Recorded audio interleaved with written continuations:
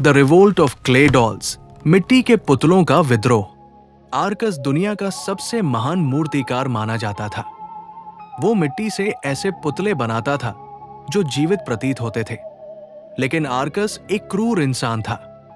उसने अपनी एक गुप्त कार्यशाला में हजारों छोटे छोटे मिट्टी के पुतले बना रखे थे, जिन्हें उसने एक प्राचीन तांत्रिक विद्या से अर्धजीवित कर दिया था। वो इन पुतलों से दिन रात गुलामी करवाता, पत्थर तोड़वाता, महल बनवाता और थकने पर उन्हें निर्दयता से कुचल देता। उसका मानना था कि मिट्टी का काम केवल दबाया जाना और ढाला जाना है। एक अमावस्या की रात आर्कस अपनी कार्यशाला में सो रहा था। अचानक उसे मिट्टी के टूटने की चरचराहट सुनाई दी। उसने आंखें खोली तो देखा कि तहखाने की मशालें अपने आप बुझ रही थी। अंधेरे में हजारों लाल आंखें चमक रही थी। वे उसके बनाए हुए मिट्टी के पुतले थे, लेकिन आज वे काम नहीं कर रहे थे। वे सब एक घेरा बनाकर आर्कस के बिस्तर की ओर बढ़ रहे थे।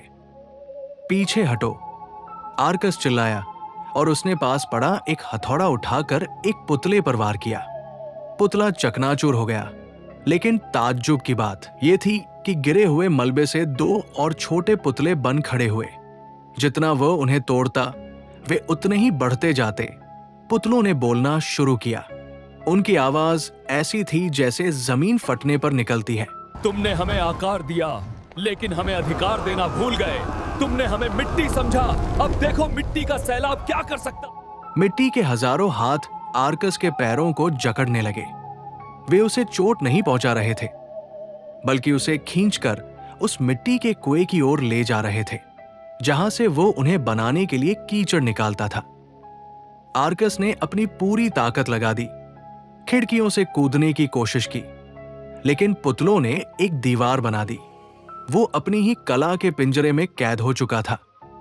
जैसे ही पुतले उसे कीचड़ के ढेर में फेंकने वाले थे, पुतलों का नेता, जिसे आर्कस ने सबसे पहले बनाया था और जो आधा टूटा हुआ था, सामने आया। उसने आर्कस का गला नहीं घोंटा, बल्कि उसके हाथ में एक नक्काशी करने वाला औजार थमा दिया। पुतले ने कहा, हम तुम्हें मारेंगे नहीं, हम तुम्हें याद दिलाएंगे कि बनाने वाले का काम कुचलना नहीं निखारना होता है। आज से तुम हमारे लिए नहीं, हम सबके भविष्य के लिए काम करोगे।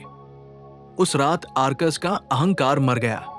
उसने महसूस किया कि चाहे कोई मिट्टी जैसा साधारण क्यों न हो, अगर सब एक साथ खड़े हो जाएं, तो वे बड़े से बड़े निर्माता का घमंड तोड़ सकते हैं। अगर दोस्तों आपको हमारी ये कहानी अच्छी लगी हो तो प्लीज हमारे YouTube चैनल को सब्सक्राइब कर हमें मोटिवेट करें।